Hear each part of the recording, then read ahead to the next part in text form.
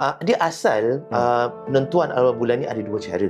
Rasulullah kasih dua option. Right. Satu yang paling asal sekali ialah paling dasar ialah tengok anak bulan. Ini bagi mereka yang tidak ada ilmu dan sebagainya. Awak tengok keluar, nampak anak bulan, awak puasa. Awak tak nampak, awak jangan puasa. Awak nampak, awak raya. Awak tak nampak, awak jangan raya. Continue puasa. So very simple. Option yang kedua ialah kamu tentukan dia ada, kata Rasulullah. Dan itu yang diikut oleh sahabat bernama Abdullah bin Umar. Okey. Option yang kedua. Dalam hadis yang lain Rasulullah kata, kalau kamu tak nampak anak bulan sebab ada awan dan sebagainya, kamu tentukan dia ada. Kamu tentukan dia tu wujud. The word yang Rasulullah gunakan, faqdurulah. Takdirkan dia tu ada. Kadang-kadang bila kita buat konten zaman sekarang ni, kadang-kadang pergaduhan antara orang Islam kita dengan orang Islam kita adalah lebih kepada benda-benda yang furuk. Ya, betul. Diorang kan gaduh. Kita dah sampai gaduh, sampai slam, sampai jatuhkan orang dan sebagainya. Yang sedihnya adalah benda-benda yang furuk. Kan? Cabang-cabang ni semua. Mungkin apa pandangan Ustaz tentang isu ni, macam perbalahan dengan benda-benda yang furuk ni? Sebab orang-orang yang biasa-biasa macam saya ni, yang tak belajar sangat agama, tak tahu sangat agama, ataupun orang yang menonton ni, diorang takut adakah benda-benda furuk ni dapat boleh membatalkan iman seseorang ataupun menjauhkan seseorang tu daripada Islam dan sebagainya. Bagaimana pandangan Ustaz? Okey, bismillahirrahmanirrahim. Kita hidup ni memang tak boleh lari daripada macam-macam isu yang timbul. Yang furuk, yang cabang akan terus keluar dan terus keluar. Apa pendirian kita, bagaimana kita nak menghadapi isu seperti ini? Pertama dan utama sekali, kita kena lihat kepada kita punya intipati iman kita tersebut tu. Dan itu paling simple. Rukun iman yang 6. Dan kemudian pengamalan kita rukun Islam yang 5. Itu kita jaga. Selebih daripada itu, kalau kita berbeza pendapat, tak ada masalah. Memang mesti ada beza pendapat. Allah ciptakan manusia ni memang mesti ada beza pendapat. Kalau manusia tak ada beza pendapat, kita tidak akan ada kemajuan kat dunia ni. Sebab kemajuan itu perlukan kreativiti. Kemajuan tu perlukan kritikan. Perlukan pemikiran di luar kotak. Jadi kalau semua satu hala saja, kita tak akan ke mana-mana. Kita perlu satu orang berikan idea yang baru. Baru ada kemajuan. Jadi perbezaan pendapat ini memang Allah dah jadikan antara kalangan manusia ni sedemikian. Cuma bila dibesarkan sehingga dia menjejas keimanan, pertama. Kedua, sehingga dia menjejas akhlak. Kedua, ini akan mendatangkan mudarat pada kehidupan kita. Kehidupan kita sebagai orang Islam, kehidupan kita sebagai manusia biasa. Akhlak kita terjejas pada benda-benda yang tak penting untuk kita gaduh. Betul. Jadi, itu pulang pada masing-masing lah. So, kadang-kadang saya seramnya, bukan seram apa. Saya dapat mula lihat sebab Alhamdulillah dalam masa 10 bulan ni, kami menerbitkan terus rancangan-rancangan agama. Dan pastinya, bersama dengan tetamu-tetamu yang berbeza. Bila berbeza, pastinya berbeza pendapat, berbeza cara jawapannya dan sebagainya. Dan kadang-kadang bila kita pula keluarkan something yang again benda furuk lah. Furuk tu again bagi mereka yang mungkin tak pasti, furuk adalah benda-benda apa Ustaz? Cabang ni. Cabang. Small matters. Small matter lah. Not the core thing. Core thing tu yang kita sebutkan tadi, rukun iman dan rukun Islam. Itu kita jaga lah. Betul. Kalau cakap pasal, aku tak percaya malaikat, tu dah, itu memang nak kena fight lah. Itu dah out dah. Itu dah out. Jadi benda fundamental kita kena jaga, tapi benda-benda yang sampingan yang saya khawatir selalu menjadi perbalahan tentang isu-isu seperti ini. Orang bergaduh pasal benda ni, orang slam, orang siap. Benda-benda, padahal kita tengok balik, ni kecil kot. Bukan kecil apa, macam selagi iman kita ada, selagi kita cakap Tuhan tu satu, ya udah. Ya udah. Baik, dan adakah ilmu falak ni juga, falak syar'i, adakah ini ilmu yang fundamental ataupun dijadikan sebagai ilmu furuk? Itu yang saya nak bawa tadi. Sebab antara contoh yang perkara yang orang perbalahkan gaduh ni ialah bila kita nak puasa, bila kita nak raya. Selalu gitu? Tiap-tiap tahun gaduh. Dekat Singapura? Singapura ni kecil lah. Kalau macam Singapura dan Malaysia. Katakan tahun 2022, Malaysia hari raya hari Senin, kita hari raya hari Selasa. Orang tanya kenapa ada beza. Johor dah takbir raya, kita masih puasa.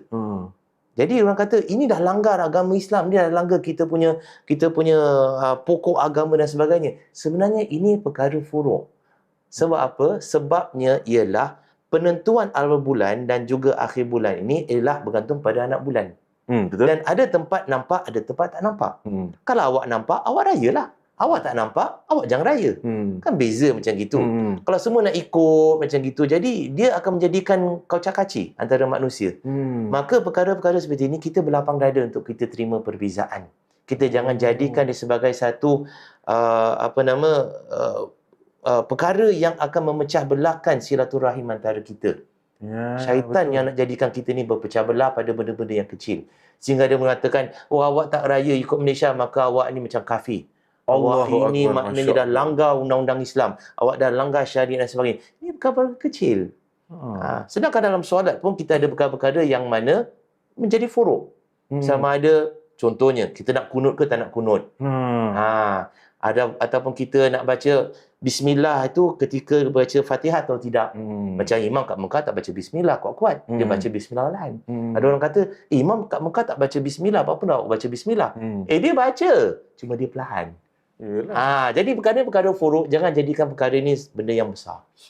Di Singapura khususnya, bagi mereka orang-orang Malaysia yang sedang menonton, teman-teman di Malaysia yang sedang menonton, kita di Singapura ini nak tahu, tadi Ustaz dah sentuh pasal Ramadan, alang-alang pasal puasa ni, kita sentuhlah pasal puasa sekejap. Kan? Macam mana di Singapura nak menentukan anak bulan dia macam mana dan sebagainya, boleh nampak ke tidak, dan kenapa boleh berbeza pula dengan, padahal Malaysia sebelah je. Ya, betul. Kenapa berbeza? Mungkin Ustaz ada penerangan sikit. Okey. Dia asal penentuan awal bulan ni ada dua cara. Rasulullah kasih dua option.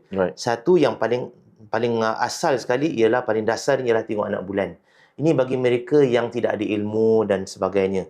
Awak tengok keluar, nampak anak bulan, awak puasa. Awak tak nampak, awak jangan puasa. Awak nampak, awak raya. Awak tak nampak, awak jangan raya. Continue puasa. So very simple. Anak bulan ni bentuk dia macam mana, Ustaz? Orang cakap anak bulan bulan C macam bentuk macam gini terbalik. U terbalik. Oh, U gitu.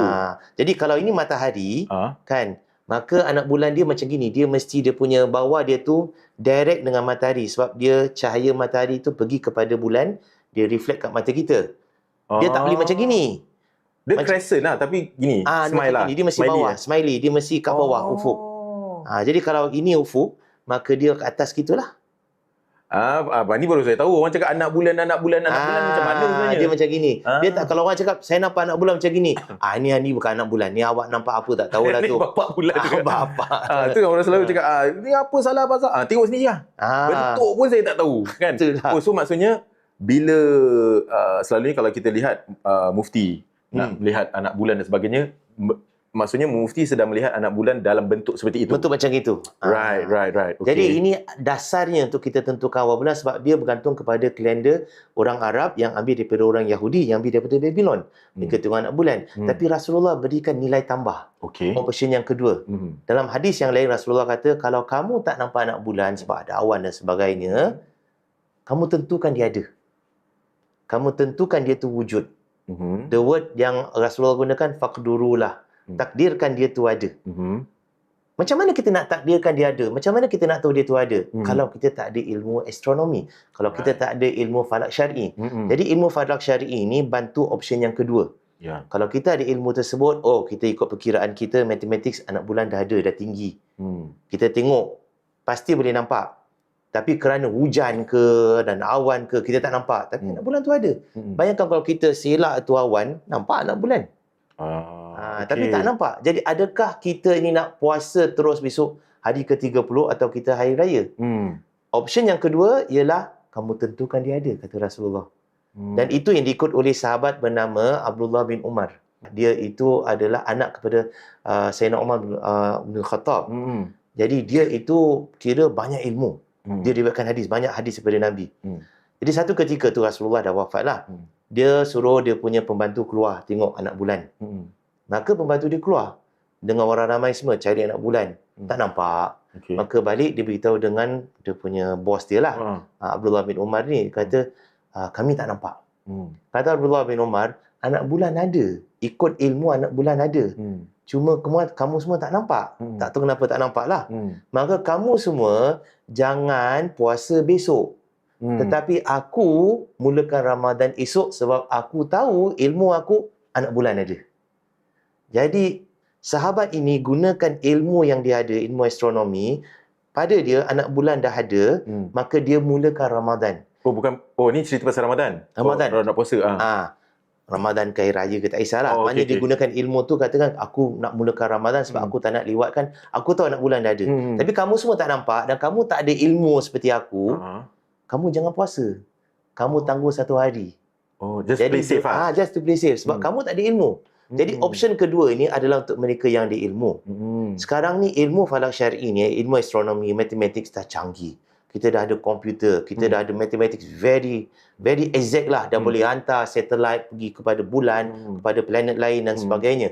Jadi ilmu kita dah cukup untuk kita tentukan anak bulan tu dah ada to the nearest second. Bukan minit, to the nearest second. Bukan sekarang, akan datang 10 tahun akan datang kita dah boleh buat kira. Dah boleh predict dah. Dah boleh predict dah. Jadi di Singapura di sini kita tidak dapat amalkan option pertama tengok anak bulan. Sebab memang susah dapat susah nak nampak. Kat Singapura susah. Pertama dia kecil. Singapura ni kecil, pulau kecil. Kita nak tengok anak bulan tu kita kena pergi sebelah west. West pula di Singapura ni kawasan industri. Mana tempat nak tengok? Kemudian Singapura ini the world most populated, most light polluted country. Really? Di dunia ni. Singapura ni sebab very bright. Macam mana kita nak tengok sesuatu apabila keadaan keliling semua very bright? Jadi kita tak dapat... What do you mean by bright? Sorry. Bright mana apa? Maknanya tengoklah lampu jalan raya, lampu stadium. Kita tak ada tempat yang gelap sangat kat Singapura ni. Dia nak kena gelap baru nampak? Dia kena kawasan yang kira jauh daripada maknanya light pollution dan sebagainya. Light pollution. Sebab anak bulan ini dia bukan senang nak tengok. Dia macam mana cara dia? Ambil benang putih, letakkan kat lampu putih. Kemudian kita ghostan ke belakang buat 3-4 meter, kita cuba tengok. Nampak tak? Benang putih. Macam gitulah susah nak tengok anak bulan. Tapi selalu dekat macam before this, hari raya, Ramadan dan sebagainya, pihak MUIS ada datang macam mufti tengah tengok teleskop dan sebagainya. Is it? Itu sekali je. Nak try. Memang tak nampak. Nak cuba. Nak cuba. Memang tak nampak anak bulan. Tapi ini di Singapura. Bukan saya tak cerita negeri lain. Ni kita cerita pasal Singapura lah. Singapura ini kita tidak amalkan ru'yah, tengok anak bulan, kerana kita tak ada kawasan nak tengok anak bulan. Sebab kita kecil. Dan kita ini very bright. Terang sangat. Kawasan industri itu banyak. Dan tak pernah satu kali pun sejarah Singapura ini dapat lihat anak bulan. Daripada zaman sebelum Perang Jepun sampailah sekarang, belum ada satu rekod pun dapat lihat anak bulan. Memang tak dapat. Sebab kita ni, satu lagi rekod bagi Singapura ini, negara yang paling banyak hujan. Paling banyak peti. Banyak peti sampai kat Singapura ni. Tapi memang kalau banyak peti maknanya banyak awan. Bila banyak awan, macam mana kita nak tengok anak bulan? Jadi kerana itu kita amalkan option kedua. Kita boleh kira far in advance bila hari raya, bila puasa, bila hari haji, bila Muharram dan sebagainya. Kita just calculate. Negara Malaysia berbeza. Malaysia, Indonesia, negara ni semua negara besar. Mereka banyak tempat tertengok anak bulan. Daripada Sabah sampai kepada Langkawi. Mereka boleh tengok. Jadi katakanlah di Sabah tu hujan, Langkawi tak hujan. Boleh tengok. Langkawi hujan, Melaka tak hujan. Mereka boleh tengok. Betul. Jadi mereka, negara besar seperti Malaysia, Indonesia, mereka masih lagi amalkan option pertama. Tetapi mereka gunakan ilmu matematik, ilmu falak syar'i untuk tentukan di mana nak tengok, pukul berapa nak tengok. Mereka gunakan teleskop, mereka gunakan semua alat-alat yang canggih-canggih semua untuk mereka aim pukul berapa dan kat mana. Sebab mereka mesti betul-betul aim kat situ. Katakan pukul 7.03 minit macam gini. 7.04 minit ke bawah sikit lagi. 7.05 minit ke bawah lagi. Jadi dia kena aim itu. Itu kita hanya tahu hanya dengan perkiraan saja. Sebab itu Singapura berbeza. Dia boleh tak? Ini tanya je lah kalau ya. Kalau macam Singapura punya side tanya, teman-teman Malaysia, dah nampak tak anak bulan? Boleh tak? Macam boleh. Pendapat mereka. Boleh. Itu yang kita lakukan pada tahun 60-an. Sampai tahun 1974, arwah mufti kita yang kedua, kan almarhum Syekh Syed Isa bin Semit tu, tukar kepada option yang kedua, matematik. Sebelum tu kita pakai option pertama. Kita bergantung kepada kenampakan anak bulan di Malaysia. Sebabnya, sejarahnya, Singapura ni dulu sebahagian daripada Malaysia. Faham? Jadi lepas 1965 bila kita dah sendiri merdeka negeri sendirilah. Kemudian kita masih lagi terikut-ikut sampai tahun 74 kita ubah. Kenapa Zat ada perubahan kat situ? Okey, sebabnya ialah pertama kerana kita dah negara sendiri, kita tak terikat dengan keputusan negara yang sebelah. Mereka punya tausiah fatwa, mereka punya mufti dan sebagainya. Kedua, mereka pun tak minta kita ikut kita. Malaysia tak minta Singapura ikut Malaysia, Indonesia tak minta Singapura ikut Malaysia, Indonesia. Kita lihat Brunei. Brunei negara tersendiri. Dia negara yang berada di dalam negeri Sarawak. Sarawak tu besar. Tengah-tengahnya ada Brunei, ujung sikit lah.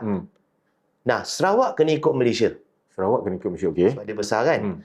Malaysia nampak katakan di kawasan Langkawi ke Pulau Langkawi nampak anak bulan.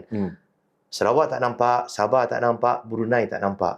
Tetapi kerana Langkawi tu nampak, maka pemerintah kerajaan Malaysia kata semuanya perlu ikut kepada ruqyah yang ada di Langkawi. Jadi semuanya perlukan raya pada hari tersebut. Brunei cakap, kami tak nampak. Kami tak terikat dengan negara Malaysia. Maka kami akan terus puasa. Jadi Brunei tu walaupun sebelah dengan Sarawak, ini Miri tu kat Sarawak lah. Ini Brunei. Orang Brunei boleh pergi kepada Sarawak untuk hari raya pada hari tersebut. Balik hari berikutnya masuk ke Brunei, mereka masih lagi raya. Solat raya yang kedua. Jadi mereka tak terikat. Adakah ni salah dalam Islam? Ini perkara furuk. Ini perkara kecil. Jangan dibesarkan sampai ketuduh, oh ni Islam tak bersatu dan sebagainya. Islam tak bersatu tu bila awak bergaduh sebab awak rasa semua kena ikut satu. Betul. Faham. Jadi itu yang jadi isu kat situ. Masya Allah. Jadi dalam hukum agama pula tak salah member nak raya dulu ke, member nak puasa dan salah. Sebagainya ke? Sebab apa? Kita punya negara sendiri dan para ulama kata tak perlu ikut pada yang berikutnya. Paling jarak kata Imam Syafi'i katakan satu tempat ini, kemudian satu tempat lain 100 km lain jauhnya, dua marhalah tersebut tu. Kalau ini nampak anak bulan, yang tu tak nampak anak bulan, yang tak nampak anak bulan ni tak perlu ikut yang nampak anak bulan. Sebab jarak awak tu jarak musafir untuk orang jamak kasar, dua marhalah. Jadi itu minimum distance yang mana boleh berbeza pendapat. Kalau awak punya jarak tersebut itu kurang daripada 100 km, satu marhalah, tak boleh jamak kasar, makanya awak kena ikut. Kat situ. Jadi di Singapura ni, satu Singapura ni, mana boleh jamak kasar kan? Tak boleh lah. Tampines ke Jurong pun masih lagi. Okey lagi. Masya Allah. Cerita dia lah. Wow, cerita yang begitu luar biasa. Semoga dapat manfaat. Bersama yang berbahagia, Dr. Firdaus Yahya.